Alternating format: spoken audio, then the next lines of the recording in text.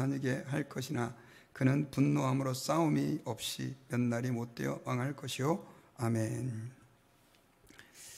네, 할렐루야. 네, 우리 한번 서로 인사합시다. 잘 오셨습니다. 축복합니다. 제가 요즘에 계속해서 기도에 대해서 설교하고 목숨 걸고 기도해야 된다 그러는데도 기도에 끝까지 굳세어라 금수는 안 나오시는 분들이 계셔서 제가 좀 오늘은 찬양하는데 속이 상해가지고 그런 마음을 주셨더니 하나님이 제게 마음에 이런 마음을 주셨어요. 야, 원래는 기도는 많은 사람들이 하는 게 아니야. 소수가 기도해서 나라가 지탱되는 거야. 그런 마음을 주시는 거예요. 생각해 보니까 그래요. 모세 한 사람이 꼭대기에서 산꼭대기에서 팔을 들고 기도하니까 이스라엘 전체가 이겼잖아요. 지지난주인가요? 제가 민경준 목사님 설교하실 때 성도를 위해서 목사가 더 많이 기도해야 된다고 그 말씀하셔서 제가 정말 마음에 많이 하나님의 음성처럼 들었어요. 여러분들이 소수가 여기 모였지만은 그러나 우리의 기도를 통해서, 나의 기도를 통해서 내 가정이 지탱이 되고요, 내 직장이 지탱이 되고, 또 우리 교회가 하나님의 은혜의 도가니 위에 그렇게 사로잡히게 될 줄 믿습니다. 그래서 여러분, 하나님 앞에 물론 뭐 조금 더 많은 사람이 왔으면 좋겠지만 지금 여기 모인 여러분들만이라도 성령 충만 받으면 12제자 통해 온 세상이 뒤집어진 것처럼 우리 달라스 지역, 또 여러분들의 가정, 또 직장, 또 온 세계까지 하나님의 복음이 능력 있게 증거될 줄 믿습니다. 오늘 다니엘서 계속해서 말씀 듣고 있는데 성경을 교독하시면서 여러분 어떤 생각이 드셨어요? 이게 도대체 무슨 뜻이지? 도무지 납득이 잘 안 가시죠? 저희는 참 감사한 시대에 살고 있는 것 같아요. 다니엘이 이것을 기록한 시간이 BC 580년경인데 그 시대에 이 예언이 성취되기까지는 거의 200년이라고 하는 시간이 걸렸거든요. 오늘 우리가 읽은 성경. 그러니까 아마 다니엘이 그 기록한 글을 읽는 사람 대다수는 그 다니엘의 글이 무슨 뜻인지 우리가 지금 읽어도 무슨 뜻인지 알기 어려운 것처럼 성경을 전혀 이해하지 못했을 것입니다. 그런데 우리는 감사하게도 역사가들이 시대마다 왕들의 역사, 나라의 역사를 기록해 놓아가지고 그 다니엘을 통해 주신 예언이 어떻게 성취가 됐는가라고 하는 것을 보고 성경을 읽을 수 있으니까 이게 얼마나 감사해요. 제가 오늘 말씀을 준비하면서 오늘은 좀 특별하게 여러분들이 설교를 들을 각오를 하셔야 됩니다. 왜냐하면 다 역사이기 때문에 그래요. 역사. 그래서 역사 얘기를 여러분들과 많이 해야만 성경이 이해가 가요. 제가 지난 금요일 날, 그러니까 이제 우리 부교육자분들이 설교하기 전에 다니엘서 설교할 때도 역사 얘기를 제가 엄청 많이 했는데 사실 너무 생소한 역사예요. 조선시대 역사도 아니고 고려시대 역사도 아니고 저쪽 뭐 지중해 근처에 뭐 페르시아, 또 헬라, 뭐 알렉산드리가 어떠고 이런 막 나오니까 정신이 하나도 없죠. 그래서 제가 여러분들이 그래도 성경을 이해하려면 그 역사를 이해해야만 한다라고 하는 사명감으로 제가 반복해서 그리고 또 말씀을 준비하면서 최대한 쉽게 정말 초등학교만 졸업하면 이해하실 수 있게 제가 하나님 말씀을 여러분들과 함께 나누려고 합니다. 자, 먼저 제가 역사 얘기를 했는데 그 역사하니까 그 역사가 영어로 히스토리잖아요. 히스토리. 생각이 나는 어떤 목사님의 설교가 있었어요. 여러분, 역사가 뭡니까? 히스토리죠.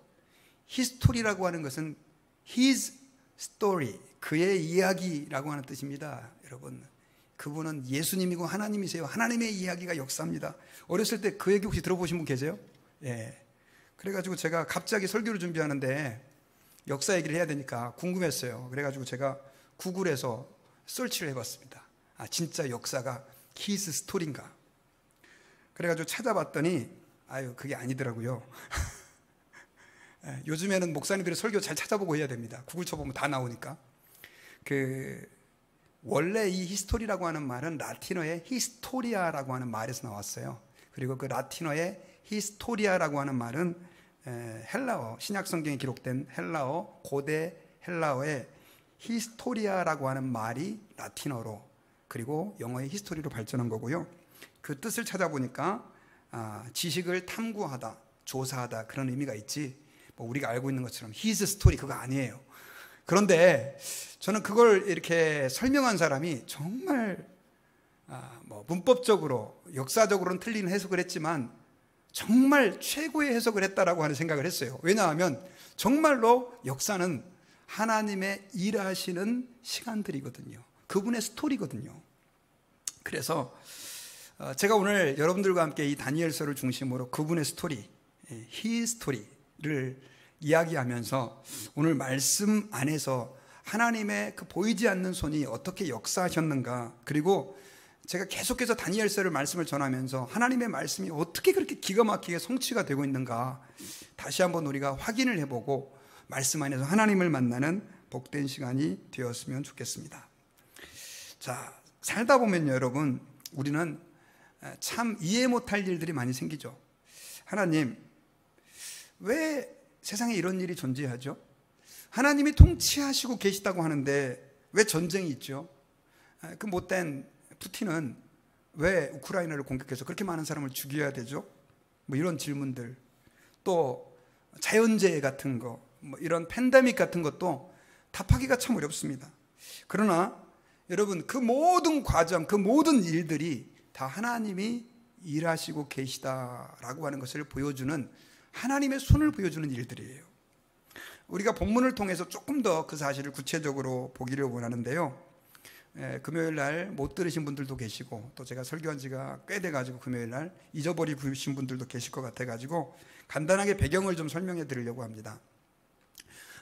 이 다니엘이 바벨론의 굉장한 고관으로 있었습니다. 거의 뭐 총리급에 있었는데 그 바벨론이 섬기던 그 나라가 페르시아에 의해서 멸망해 버립니다. 페르시아의 첫 번째 왕은 고레스라고 하는 왕인데 이름이 좀 많이 나와서 여러분들이 조금 고레스 정도는 기억을 하셔야 됩니다. 고레스 왕인데 그 고레스 왕 3년째 다니엘은 자기 조국에 대한 좋지 못한 소식을 듣습니다. 왜냐하면 이 고레스 왕이 안 믿는 왕인데도 불구하고 이스라엘 백성들을, 바벨론에 포로로 와 있었던 이스라엘 백성들을 본국으로 돌려보내도록 했고 성전까지 짓도록 했어요. 그런데 이 본국으로 돌아간 이스라엘 백성들이 처음에는 뭐 잘 성전 건축을 시작하는 것 같았지만 결국 그 주변 사람들, 특별히 사마리아 지역에 그 섞인 피가 순수한 혈통이 아닌 그 혼혈된 북쪽 이스라엘 사람들의 반대로 인해 가지고 결국은 성전 건축이 중단이 됩니다. 이런 일련의 상황들을 들었을 때 다니엘이 너무 마음이 아파서 조국과 민족을 위해, 나라와 민족을 위해서 하나님 앞에서 정초에, 연초에 금식 기도를 하게 됩니다. 그 금식은 거의 최소한의 먹을 것만 먹고 하는 금식이었는데 21일 동안이나 지속된 금식이었습니다. 그런데 그 21일째에 천사가 나타납니다. 그러면서 이 다니엘에게, 원래는 네가 기도를 시작했을 때 하나님이 응답을 주셨지만 바사의 군주 사탄이라 그랬죠. 그 사단이 기도 응답을 막아가지고 21일이 지나서야만 내가 너에게 하나님의 응답을 가지고 왔다라고 말하면서 이 다니엘에게 하나님의 놀라운 비밀을 예언해 줍니다. 그 예언의 첫 번째 내용이 뭐였냐면, 지금 네가 이 고레스 왕에 의해서 다스려지고 있는 바사 페르시아죠. 그 페르시아에 있지만 이 페르시아가 멸망하게 될 것이라는 거죠. 누구에 의해서 멸망하냐면 헬라의 군주에 의해서 멸망할 것이다 라고 하는 예언을 해요. 그리고 사실 이 다니엘에게 주신, 이 천사를 통해서 주신 예언은 실제로 성취가 되는데, 다니엘이 예언을 받았을 때 연도는 BC 536년이었어요. 그러니까 지금으로부터 약 2500년 전이었는데 BC 330년, 여러분 BC 연도는 거꾸로 생각하셔야 됩니다. 330년 BC, 그러니까 다니엘이 예언을 받고 200년 뒤에 역사에서 그대로 성취됩니다. 페르시아가 헬라의 알렉산더에 의해서 멸망을 하게 되어집니다. 그래서 이 11장에서는요, 그 헬라의 알렉산더 왕이 온 세상을 엄청나게 짧은 시간에 지배하게 될 것이고, 하지만 그가 갑자기 죽게 될 것을 예언을 했어요. 그런데 역사 속에서 이 예언도 실제로 성취됩니다. 알렉산더 대왕은 그 7년이라고 하는 짧은 시간 동안 어마어마한 땅을 다 정복해 나갑니다. 하지만 33세의 젊은 나이에 갑자기 그는 세상을 떠나버리게 됩니다. 그때가 기원전 323년 6월 13일이라고 역사가는 기록하고 있어요. 그리고 나서 이 나라가 4개로 쪼개져 버립니다. 이것도 이제 여러분 제가 다니엘서를 강의했지만 하나님께서 다니엘에게 예언을 통해 주신 것이에요. 왜 4나라로 쪼개졌냐면 이 다니엘에게는요, 다니엘에게는 후손이 없었어요. 아들이 하나 있긴 있었습니다. 그런데 이 파사의 공주 록산나에게 낳은 아들이었는데 이 아들이 4세 때에 살해당합니다. 그리고 이복 형제 필립 아르히다우스라고 하는 형제가 있었어요. 그러니까 알렉산더가 죽으면 형제가 왕권을 보통 갖게 되잖아요. 그런데 이 아르히다우스도 암살되어서 알렉산더의 혈통이 없다 보니까 결국은 이 알렉산더가 지배했던 어마어마한 나라를 알렉산더 대왕의 그 장군들이었던 4사람이 나눠서 4개의 나라로 분열이 됩니다. 이 4개의 나라로 분열된 것도 하나님이 다니엘서에서 다니엘에게 가르쳐 주셨어요. 그리고 다니엘서 11장에서 그 나라가 나뉘게 될 것이다라고 하는 내용까지도 설명을 해 주셨습니다. 자, 그 4개의 나라의 이름에 대해서는 제가 여러분들에게 말씀을 드렸는데 오늘 여러분들이 꼭 기억해야 될 그 나라는 발음하는 사람에 따라 다르지만 저는 이제 보통 교회에서 사용하는 단어 가지고 그 셀류크스라고 하는 왕국과 톨레미우스라고 하는 2개의 왕국 사이에 일어나는 그 갈등이 너무나 디테일하게 11장에 기록되어 있다는 것이죠. 자, 4개의 왕조가 서로 나눠졌는데 그 중에서 가장 집중해야 될 왕국이 셀류크스, 북쪽에 있었던 셀류크스 왕국이 있었고요.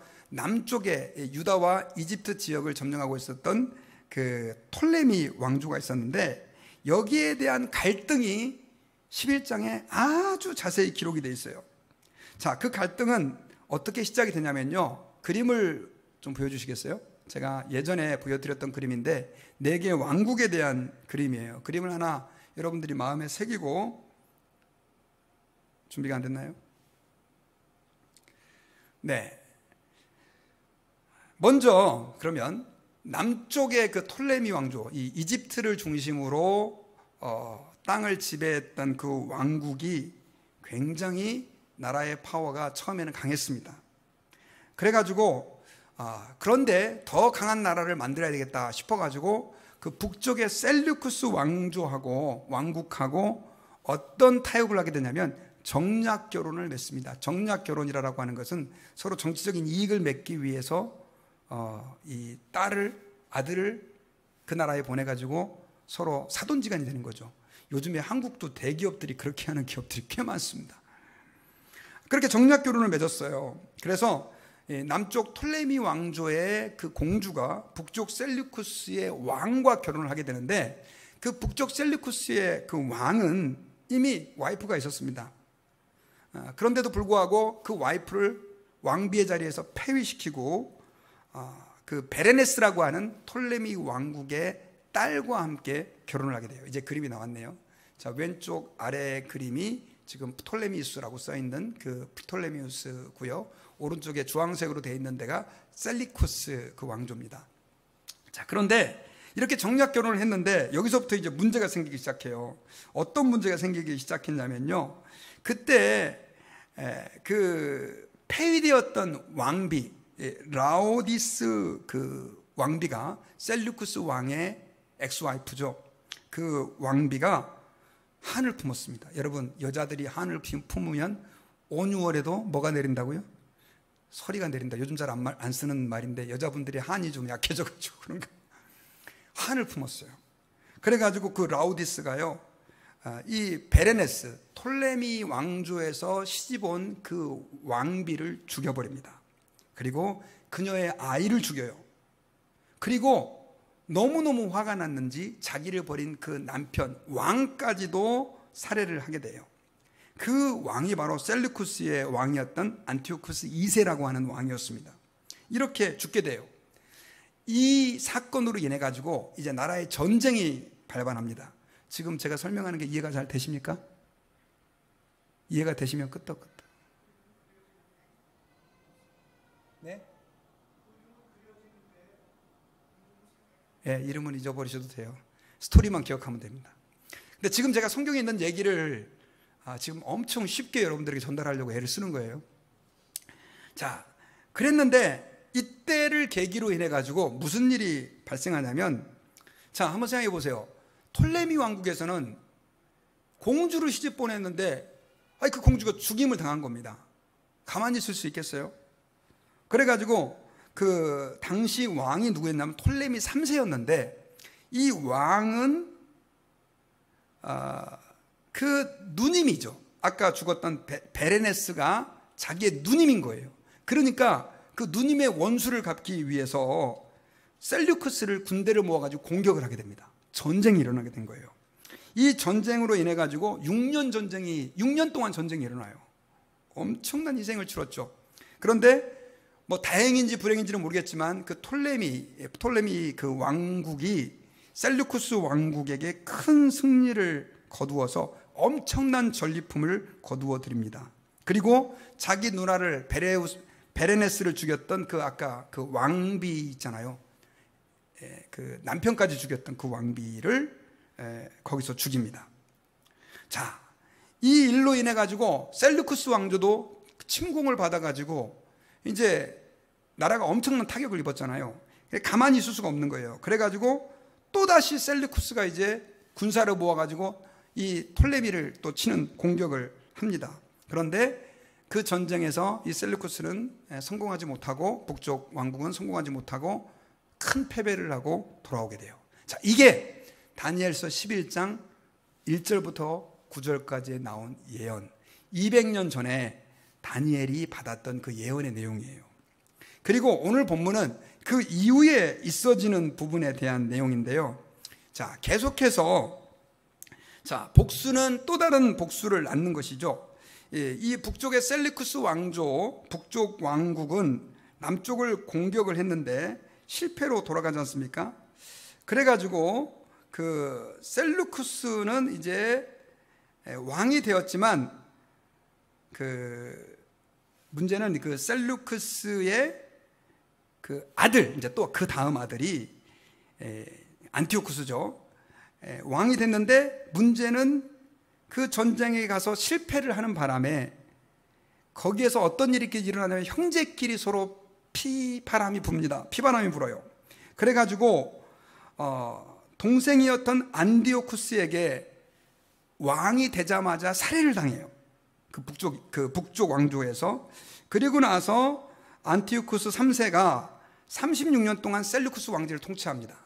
그래가지고 이 셀류쿠스 왕조가 굉장히 그때는 좀 세져요. 힘이 세져가지고 남쪽의 톨레미 왕조를 여러 차례 공격해가지고 상당히 많은 남부의 땅을, 그 톨레미 왕국의 땅을 뺏기도 합니다. 그러다가 219년 BC죠. 그때 또다시 그 강해진 셀류쿠스가 남쪽의 톨레미 왕조를 침공을 합니다. 그리고 이 침공은 굉장한 성공을 거두어요. 지금 계속해서 전쟁이 왔다 갔다 하는 상황인데 성공을 거두어 가지고 남쪽 톨레미 왕국의 그 왕궁이 있는 도시 근처까지 거의 침공에 들어갑니다. 이제 그게 10절에 우리 같이 한번 읽어볼까요? 10절. 자, 시작. 그러나 그의 아들들이 전쟁을 준비하고 심히 많은 군대를 모아서 물이 넘침같이 나올 것이며 그가 또 와서 남방 왕의 견고한 성까지 칠 것이요. 그의 아들들은 그 셀류쿠스의 아들들인데 그 아들들 중에 또 둘이는 싸워서 하나는 죽고 안티오쿠스가 왕이 됐다 그랬죠. 자, 이 예언이 성취가 되죠.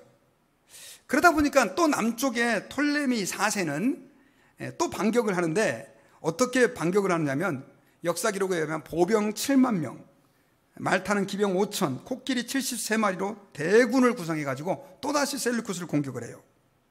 셀류쿠스는 보병 6만 명, 그 다음에 기병 2천 명, 그 다음에 코끼리 102마리로 또 대군을 구성해서 또 전쟁이 일어납니다. 그렇게 해서 2년 동안 전쟁이 진행됐는데 이 전쟁에서도 역시 톨레미가 또 대승을 거두게 됩니다. 그래서 11절에서 보면 그 내용이 또 기록되어 있거든요. 우리 11절 한번 같이 한번 읽어봅시다. 시작. 남방왕 톨레미는 크게 나와서 북방왕과 싸울 것이라. 북방왕이 큰 무리를 일으킬 것이나 그 무리는 그의 손에 넘겨준 바 되니라. 그래서 북방왕이 또다시 그 전쟁에서 실패하게 된다라고 하는 것이죠. 이 일로 인해 가지고 대승을 톨레미가 거뒀습니다. 그러니까 이 톨레미 4세가요 교만해졌어요. 그래가지고 그때 포로로 잡았던 많은 그 셀리쿠스의 군사들이 있었는데 그 역사학자에 의하니까 1만 7천 명의 그 포로 군인들을 다 죽였어요. 그리고 그 톨레미 4세는 어떤 짓을 하게 되냐면 자기를 자꾸 신격화하게 됩니다. 그래가지고 나중에 전쟁에서 승리한 후에 그가 어디로 가게 되냐면 예루살렘으로 가게 되는데, 도착했을 때 성전 안으로 들어가려고 해요. 그런데 여러분, 성전 안에 누구만 들어갈 수 있습니까? 제사장들만 들어갈 수 있잖아요. 그런데 거기에 들어가려고 하는데 유대인들이 그러지 마시라고 막아요.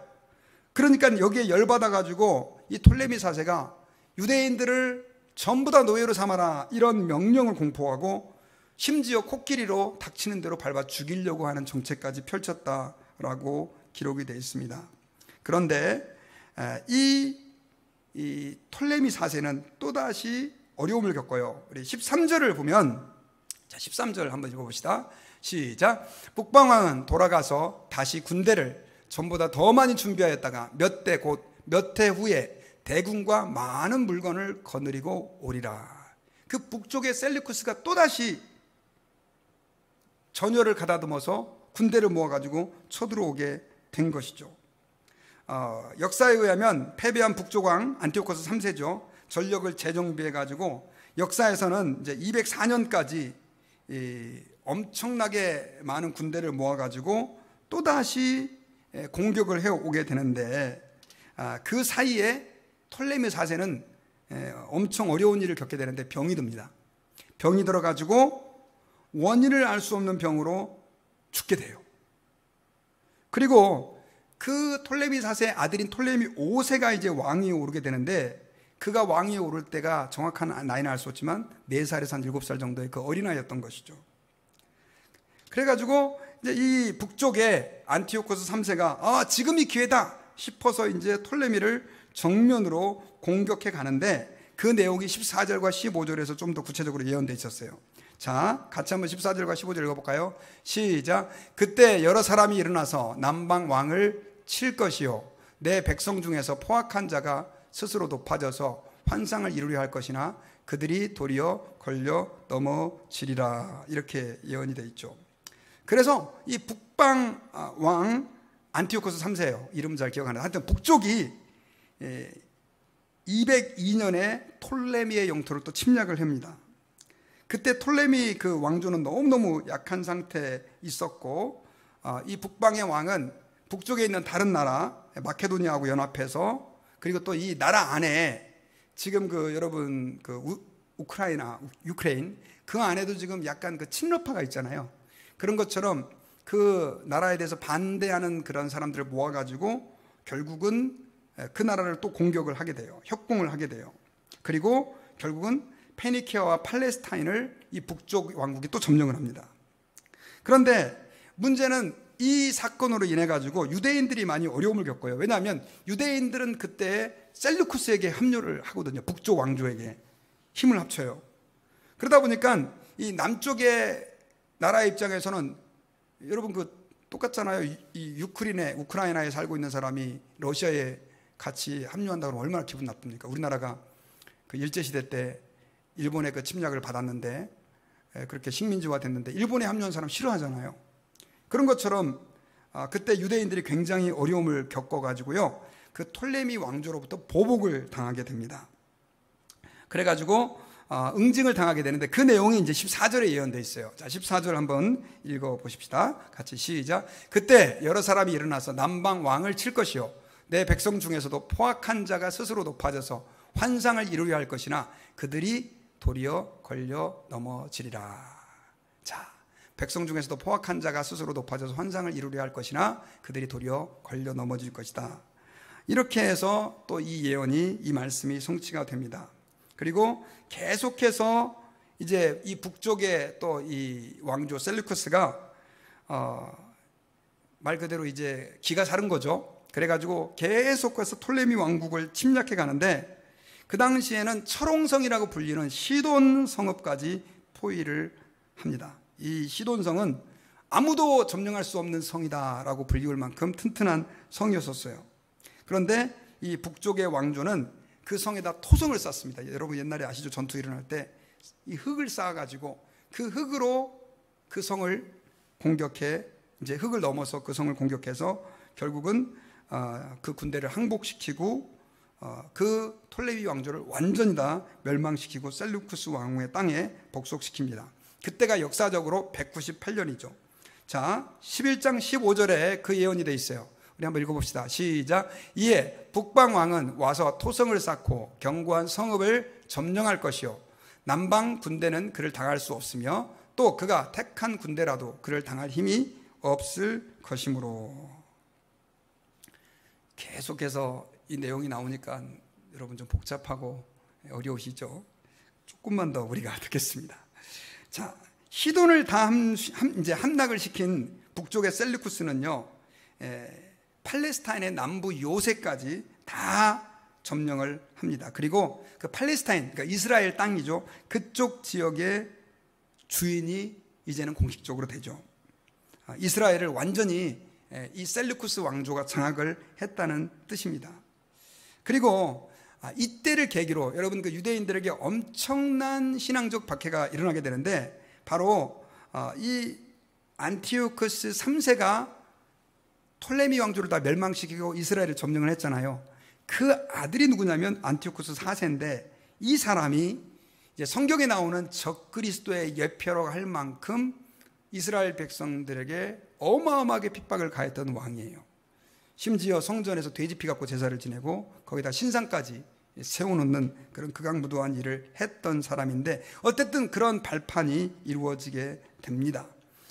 그리고 16절에 보면 같이 한번 읽어볼까요? 시작. 오직 와서 치는 자가 자기 마음대로 행하리니 그를 당할 사람이 없겠고 그는 영화로운 땅에 설 것이요 그의 손에는 멸망이 있으리라. 자, 아까 얘기했던 것처럼 영화로운 땅은 바로 이스라엘 땅을 얘기하는 것이죠. 성전이 있는 땅. 그 땅에 다 점령이 돼서 그 땅을 자기 걸로 만들 것이다 라고 하는 예언이 성취가 된 것입니다.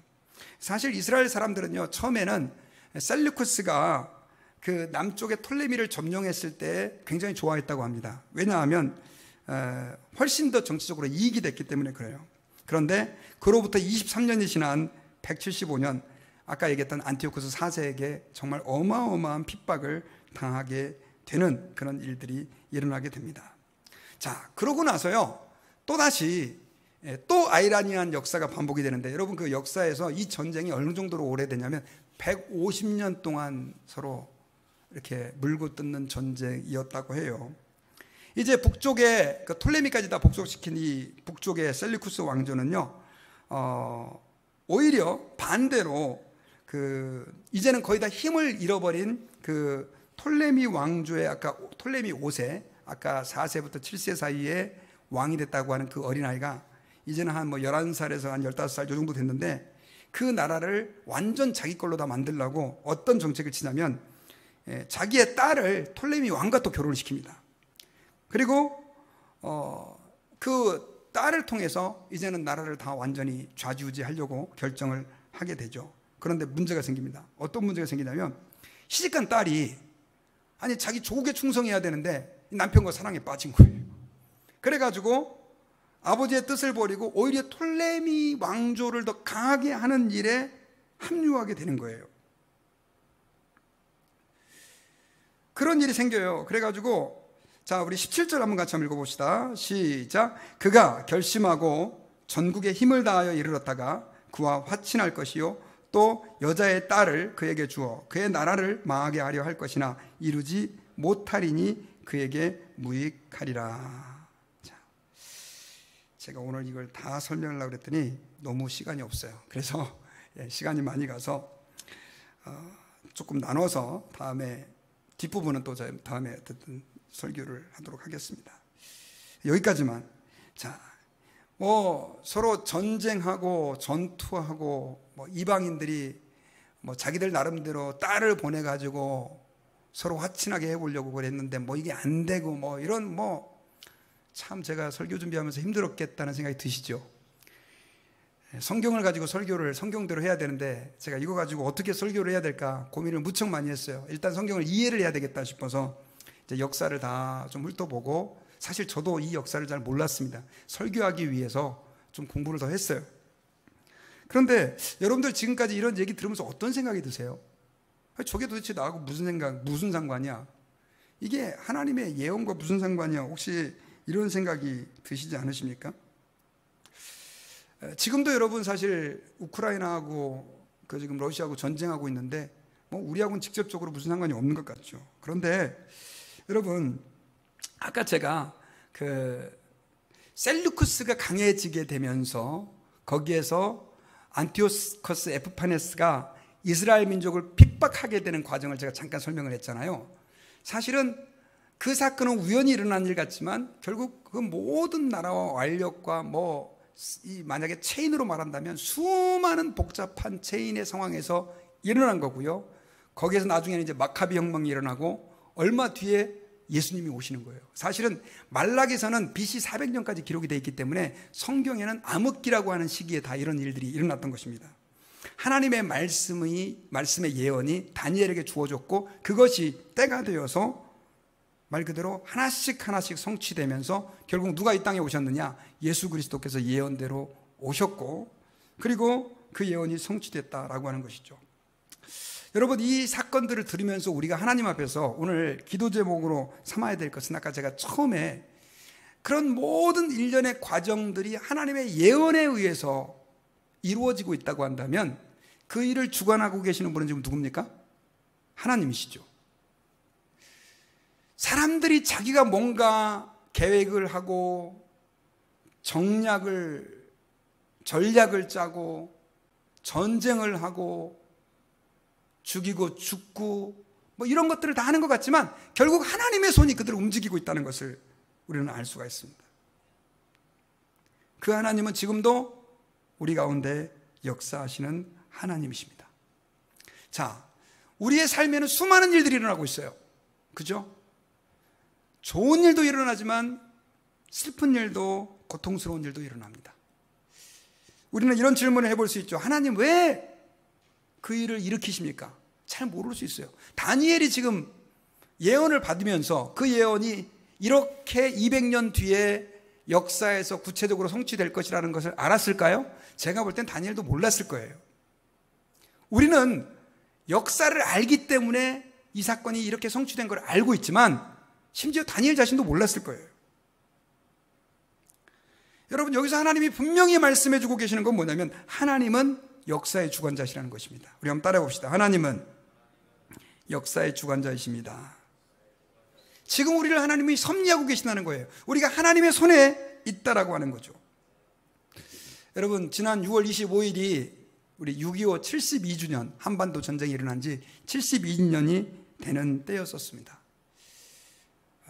제가 그때 참석해가지고요, 교회 협의회장이어가지고 오라고 전화가 왔더라고요. 그래서 제가 갔는데 거기서 이제 6.25에 대한 영상을 이렇게 보여주는데, 제가 이 6.25에 대해서 교육을 받고 6.25가 어떤 의미가 있고 이런 거 제가 볼 땐 거의 중학교 이후로는 교육을 못 받은 것 같아요. 그러니까 한 거의 40년, 30년 만에 이제 그 6.25에 대해서 들었는데, 이 6.25 전쟁이 얼마나 심각했는지. 사실 3일 만에요, 이 북한군이 6.25 전쟁에서 쳐들어와 가지고 서울을 점령을 해버렸습니다.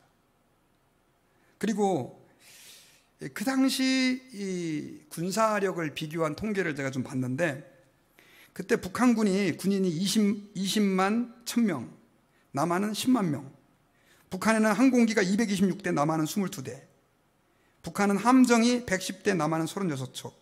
북한은 화포가 2492대, 우리는 1051개. 북한의 전차는 그러니까 탱크죠, 242대, 남한은 제로. 전력 차이였다는 거죠. 그러니까 그렇게 밀릴 수밖에 없었어요. 그때 그 6.25 기념식에 갔을 때 많은 분들이, 그때 참전하셨던 분들도 오셨는데 이런 얘기를 하더라고요. 뭐 그분들이야 뭐 미국이 도와줘서 한국이 이렇게 살게 됐다 이런 얘기들을 하는데, 사실은 미국만 도와준 게 아니고요. 그 당시 전 세계 국가가 93개국이었답니다. 근데 그 중에 67개국이 한국을 도와주러 왔었어요. 그래서 피를 흘린 거죠. 여러분, 그 한국 전쟁에 있어서 거의 뭐 북한군이 위에서부터 한 2달 만에 그 남한의 제일 한반도의 끝땅이었던 부산, 낙동강까지 다 점령을 해버렸잖아요. 국토의 90%를 점령을 해버렸어요. 그래가지고 10%만 남겨진 상황이었는데, 어떻게 한국이 소생할 수 있었느냐? 거기에는 그 유엔 안보리라고 하는 곳에서 한국을 도와주자 그렇게 결의를 했기 때문에 그들의 그 의결에 의해서 세계의 그 67개국이 우리 한국에 파병을 할 수 있었다는 거예요. 그런데 뭐 한국이 어려우니까 도와줄 수 있었겠지라고 생각할지 모르겠지만 그 일도 절대 쉬운 일이 아니었습니다. 왜냐하면 그 유엔에는 상임이사국이라는 나라가 있어요. 그 상임이사국은 그 중에 하는 나라가 이제 지금은 러시아, 그 전에 소련, 소비에트 유니언이 그 한 나라였는데, 이 상임이사국은 유엔에서 결의된 것들을 거부할 수 있는 권한을 가지고 있는 거예요. 그러니까 아무리 이사회에서 결의를 해도 상임이사들이 부결을 시켜버리면 안 되는 건데, 그 당시 이사회 소속 국가가 11개 국가였는데 그 이사회를 할 때 소련이 참석하지가 않은 거예요. 제가 예전에 어떤 분의 글을 읽다가요, 목사님들이 설교를 좀 잘해야 되는데 왜 여러분 소련이 안 왔는지 아십니까? 하나님이 자동차를 빵꾸나게 해가지고 유행 가다가 빵꾸 나가지고 못 왔습니다. 그래서 제가 찾아봤어요 또 오늘. 그랬더니 그것도 거짓말이에요. 참 여러분 믿지 마세요. 그게 아니고 1월 달부터 소련은 그 유엔 이사회에 참석하지 않은 거예요. 거기에 대해서 많은 이유들이 있었는데, 글쎄요, 제가 믿을 수 있는 정보인지 모르겠지만 소련이 무너지고 나서 러시아가 이제는 이제 그 스탈린이 가지고 있었던 몇 개의 비밀 문서를 공개했는데 왜 그때 이사회에 가지 않았냐? 뭐 그전에는 많은 설들이 있었어요. 그런데 가장 신빙성 있는 설이 뭐냐면, 일부러 소련이 미국을 한반도 전쟁에 끌어들이기 위해서 참석 안 했다. 일부러 유엔기를 파병하도록 했다라는 거예요. 근데 여러분, 북한이 남한을 침공하도록 도와준 세력이 누구예요? 소련 아니에요. 근데 그 내용을 읽어보니까 그럴듯한 거예요. 왜냐하면 그 당시 소련과 미국은 굉장히 서로 냉전 시대였잖아요. 그러다 보니까 이 소련의 입장에서는 공산주의 사상, 커뮤니즘을 유럽에 자꾸 퍼뜨려야 되는데 미국이 반대를 하는 거예요. 그러니까 미국을 한반도 전쟁에 참여하게 하면 자기들 생각에는 어떻게 해요? 우리가 조금 더 미국 신경 안 쓰고 공산주의 사상을 유럽 쪽에 퍼뜨릴 수 있겠다라고 생각한 거예요. 또 한 가지 이유가 더 있었는데, 그때 중국의 마오쩌둥이라고 하는 지도자가 엄청나게 부상하고 있었던 거예요. 그러니까 이것도 약간 눈에 가신 거예요. 왜냐하면 러시아 바로 밑에 중국 아니에요. 그래가지고 만약에 미국이 참전하면 중국도 도와주러 올 것이다 라고 하는 것을 플랜에 넣고, 실제로 그런 일이 있었죠. 그래서 우리 유엔군이 쫙 밀고 북한까지 올라갔는데 중공군이 밀려와가지고 다시 후퇴하게 됐는데, 그걸 계산한 거예요. 그래가지고 그렇게 했다라고 하는 문서가 발견이 됐어요. 글쎄요, 얼마까지 사실인지는 아무도 몰라요. 역사에서 지금 발견된 내용은 그거예요. 그런데 그것이 그 소련의 엄청난 착각이었던 것이죠. 그걸로 인해 가지고 유엔군이 한국에 파병될 수 있었고, 그리고 나서 나중에 그 부산까지 밀렸던 우리 한국이 메가더 장군을 중심으로 인천 상륙작전을 성공을 해가지고 다시 전세를 뒤집을 수가 있었습니다. 그런데요, 제가 그 사이에 더 놀라운 사건을 하나 봤어요. 사실 저는 그것도 하나님의 섭리였지만, 하나님께서 그렇게 그 과정 가운데 어떻게 섭리했는가라고 하는 것을 느끼게 하는 사건이 그 6.25 전쟁 당시에 있었는데, 아까 제가 8월 거의 말쯤, 그러니까 6월 25일 날 전쟁이 일어났으니까 2달 만에 북한군이 나라의 90%를 다 점령해버리고 부산만 남았었는데, 그때 그 부산에서 지금은 이제 고신 측에 신사참배를 거부하시다가 많이 고생하시고 돌아가셨던 한상동 목사님이라고 하는 분이 계세요. 초량교회를 목회하고 계셨는데, 그 부산 초량교회에서 이제는 뭐 살려고 다 피난 사람들이 오다 보니까 거기에 목회자들도 있었던 거예요. 그래, 우리가 모든 사람은 못하지만 목회자들이라도 우리 교회에 계시게 하자 해가지고 목회자들 250명을 그 교회 안에서 말 그대로 피난해서 살도록 허용을 한 거예요. 그러다 보니까 여러분 한번 생각해 보세요. 목회자들이 모여있으니까 교회에서 뭐 하겠어요? 기도하죠. 계속해서 기도하다 보니까 거기에서 이제 한국교회에 뭐 이름만 대면 아는 목사님들이 여러 명이 모여가지고 우리가 기도를 하자 해가지고 기도를 하다가 나중에는 기도하는 가운데 이분들이 이 전쟁이 일어난 것은 우리가 일본에 신사참배를 해서 그렇다, 하나님 앞에서 우리가 우상숭배의 죄를 보면서 그렇다, 우리가 회개하자 해가지고 일주일 동안 그 피난민들에게 부흥회를 엽니다. 부흥회를 선포한 거예요. 집회를 엽니다. 그래가지고 그 목사님들과 피난 온, 한번 생각해보세요. 상황을 생각해보세요. 정말 처참한 그 꼴을 하고 수천 명의 사람들이 모여가지고 부흥회를 하게 된 거예요. 그 부흥회는요, 눈물의 부흥이었습니다. 눈물의 부흥회. 뭐 와가지고 목사님들이, 저는 제가 목사라고 하는 타이틀을 걸고 있으면서도 하나님 앞에서 신사참배를 했습니다. 이런 회개부터 시작해서 저는 돈을 사랑했습니다. 저는 간음죄를 범했습니다. 뭐 이런 죄들을 막 다 고백하면서 회개 운동이 일어나는데, 일주일 가지고 부족해가지고 한 주 더 연장합시다 해서 2주 동안 회개 운동이 일어난 거예요. 그런데 여러분, 공교롭게도 2주 동안 집회가 끝난 3일 뒤에 인천 상륙작전이 성공을 했대요. 우연이죠? 제가 지금 여러분들에게 왜 이런 말씀을 드리느냐 하면, 한국은 보이지 않는 하나님의 손에 의해 살았어요. 저는 미군이 도와줬다고 생각하지만 그 미군의 뒤에, 미군만 있었던 게 아니죠. 세계 67개국이 있었고 거기는 하나님의 도우심이 있었는데, 회개하는 우리 민족을 불쌍히 여기셔가지고 저는 하나님의 은혜와 긍휼을 베풀어줬다고 믿습니다. 하나님의 역사를 주관하신 거예요. 제가 지금 여러분들에게 왜 우리 6.25에 관한, 한반도 전쟁에 관한 이야기를 여러분들께 해드리느냐면요, 여러분, 지금 일어나는 이 땅의 모든 일들, 바이든이 대통령이 되고 한국의 윤석열 대통령 되고 뭐 이거에 대해서 참 많은 말들이 있어요. 그러나 그가 선한 왕이든지 선한 대통령이든지 나쁜 대통령이든지 여러분 기억하셔야 돼요. 그 모든 역사는 지금 하나님의 손에 있고요, 그 하나님이 역사의 주관자가 돼서 불꽃 같은 눈으로 우리를 지키시고 이끄시고 인도하고 계신다라고 하는 사실입니다. 그러니까 우리가 해야 될 일은 뭐냐? 우리는 하나님이 일하시니까 그 하나님을 신뢰하는 거예요. 하나님을 의뢰하고 하나님 아버지 앞에서 내 생각을 의지하지 말고 오직 하나님만 바라보고, 주여, 주께서 십자가를 지셨다고 한다면 그 십자가를 지고 제가 갈 수 있게 해주십시오. 내 상황이 아무리 힘들어도 이 상황마저도 주님의 손에 있음을 믿습니다. 인정하고,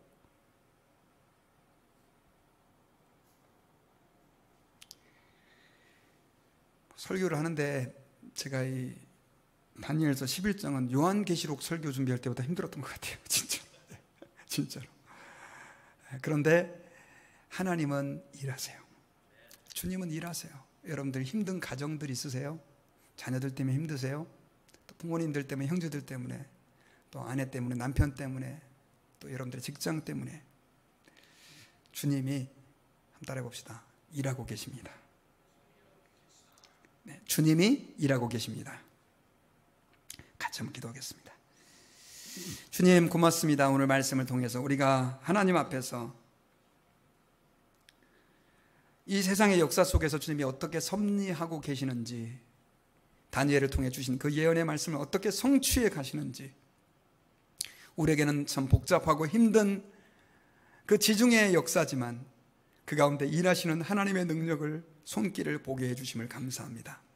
그 하나님은 우리 한국의 역사 속에서도 일하셨고 도와주셨고 이끌어 주셨던 분임을 고백합니다. 또한 오늘 우리의 삶에서도 일하고 계시는 분임을 저희들이 인정합니다. 그 주님을 신뢰하게 하시고 그 주님을 바라보고 낙심하지 않게 하여 주시옵소서.